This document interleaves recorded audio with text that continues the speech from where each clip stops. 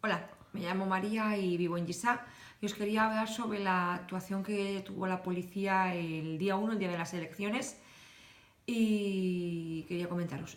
Es decir, que la policía para mí, a ver, claro, vinieron mandadas por el gobierno para que no se hiciesen las elecciones. Lógicamente ellos venían a hacer lo que le habían mandado.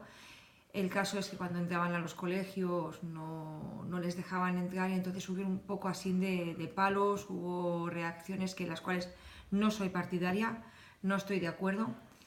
Eh, Como se vio por la televisión, hubieron mucha gente con bastantes daños y se vio feísimo, se vio falta de respeto y bueno, sobre eso la verdad es que fatal, la opinión mía es fatal.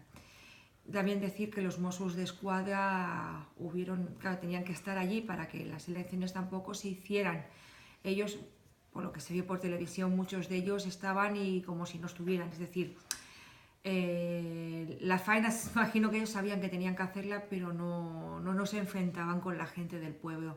A eso imagino que la gente, la Guardia Civil y la Policía Nacional, que fue lo que se vio, que quisieron entrar en colegios a la fuerza y hubieron pues esto, palos y peleas, ¿no? También hubieron, a ver, palabras verbales entre policía y Mossos. Y vuelvo a repetir, no me parece correcto ni bien, ni lo segundo, ni es respetuoso, ni muchísimo menos. Fue una imagen fatal la que dimos hacia el resto del mundo, casi en todo el mundo.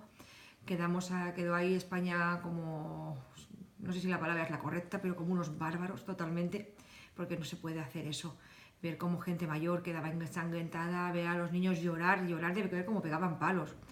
No sé, yo creo que si, a ver, suele decirse, lavando la gente se entiende, la cosa hubiera sido mejor, ¿no?